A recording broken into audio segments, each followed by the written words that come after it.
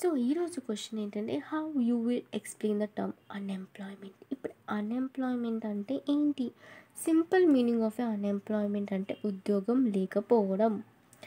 But economics వాళ్ళు అలా ఒప్పుకుంటారా ఏంటి? వాళ్ళు ఒప్పుకోలేదు. సో వాళ్ళు ఏమన్నారంటే ఒక డెఫినేషన్ క్రియేట్ చేసుకున్నారు. So what is that definition? ఒక when people who are able and willing to work cannot find job. అంటే ఫస్ట్ ఏంటంటే వాళ్ళు పని చేయాలనుకోవాలి, ఓకే, అండ్ వాళ్ళు ఆ పనికి వాళ్ళకి క్వాలిఫికేషన్ స్కిల్స్ అన్నీ ఉండాలి.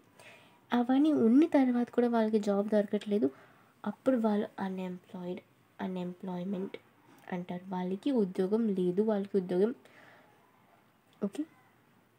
In other words people are ready and available to work but there are no suitable jobs for them. అంటే ఇన్ అదర్ వర్డ్స్ అంటే ఇప్పుడు పని చేయడానికి రెడీగా ఉన్నారు, వాళ్ళకి జాబ్ దొరకట్లేదు, మోస్ట్లీ సూటబుల్ జాబ్స్. అంటే ఇప్పుడు మోస్ట్లీ అన్ఎంప్లాయ్మెంట్ ప్రతి సెక్టర్లో ఉంది. బట్ మోస్ట్లీ సాఫ్ట్వేర్ ఇంజనీర్స్ చాలామంది ఉన్నారు, వాళ్ళకి ఇప్పుడు సాఫ్ట్వేర్ జాబ్స్ దొరకట్లేదు, ఓకే.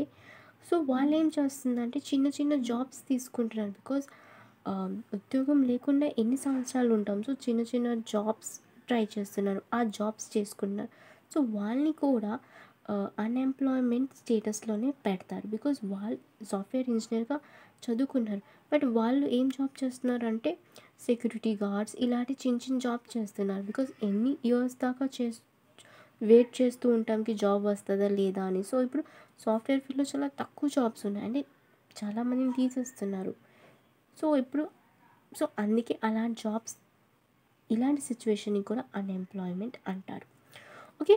ఇప్పుడు నువ్వు ఒక 10 years పిల్లల్ని పట్టుకొని అన్ఎంప్లాయిడ్ అనలేవు, ఓకే. ఎందుకంటే people from 15 years to 59 years are work force.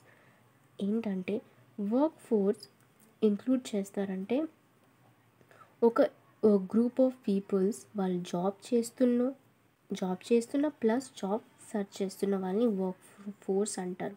So ఒక ఏజ్ గ్రూప్స్ ఉంటుంది, చదివిన వయసులో చదువుకోవాలి అండ్ పనిచేసే వయసులో పని చేయాలి. సో మోస్ట్లీ పని చేసే వయసు 15 years నుంచి 59 years వరకు, ఓకే. సో ఒక చిన్న పిల్లని పట్టుకొని అన్ఎంప్లాయిడ్ అనలేం, ఎందుకంటే అది చదువుకునే వయసు కాబట్టి. So unemployment happen for a different reason. ఇప్పుడు ఒకటి జరిగిందంటే దానికి డిఫరెంట్ రీజన్స్ ఉంటాయి కదా. సో అన్ఎంప్లాయ్మెంట్ ఎందుకు జరుగుతుంది అంటే economic down turns. So mostly economics, ఇప్పుడు సపోజ్ ఒక బిజినెస్లో లాస్ వస్తే ఏంటి, ఆ కంపెనీ ఏంటి కొత్త మెంబర్ని హైర్ చేసుకుంటుంది, ఏంటో చేసుకోదు, ఈవెన్ ఇంకా పాత మెంబర్స్ని కూడా తీసేస్తుంది. సో వాళ్ళు అన్ఎంప్లాయిడ్ అయిపోయారు. So lake of skill and technical changes. ఇప్పుడు ఒక టెక్నాలజీలో చేంజ్ వచ్చింది, ఆ స్కిల్ మనకి రాకపోతే, ఆ నాలెడ్జ్ మనకి లేకపోతే మనకి జాబ్ తీసేస్తారు కదా, ఓకే.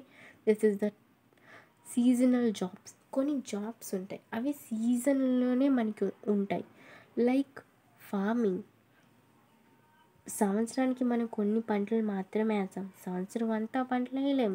బికాజ్ మనకి డబ్బు ఉండాలి అండ్ వాటర్ ఫెసిలిటీస్ అన్నీ ఉన్నాయి. సో సంవత్సరం అంతా మోస్ట్లీ పంటలు వేయం కదా. సో అలాగే టూరిజం కూడా కొన్ని సీజన్లో టూరిజం ఉంటుంది, కొన్ని సీజన్లో తక్కువగా ఉంటుంది. ఇది ఎలా అర్థం చేసుకోవాలంటే మోస్ట్లీ ఇండియాలో నార్త్ ఏంటంటే cold area. So south is hot area mostly. So north ఏరియాస్లో ఏంటంటే సౌత్ ఇండియన్స్ మోస్ట్లీ చాలా వరకు ట్రావెల్ అవుతారు ఫర్ నార్త్ ఇండియాకి సమ్మర్ వెకేషన్లో, ఎందుకంటే అక్కడ ఏరియా కూల్గా ఉంటుంది, బాగుంటుంది కాబట్టి. సో అప్పుడు ఆ టైంలో జమ్మూ కాశ్మీర్లో టూరిజం పెరుగుతుంది, బాగుంటుంది. బట్ వింటర్ సీజన్లో, రెయినీ సీజన్లో తక్కువ అవుతుంది. సో అందుకే ఇలాంటి జాబ్స్ అప్పుడు ఆ టైంలో వాళ్ళు అన్ఎంప్లాయిడ్గా ఉంటారు. So it's a seasonal jobs. I hope మీకు అర్థమై ఉంటుందేమో.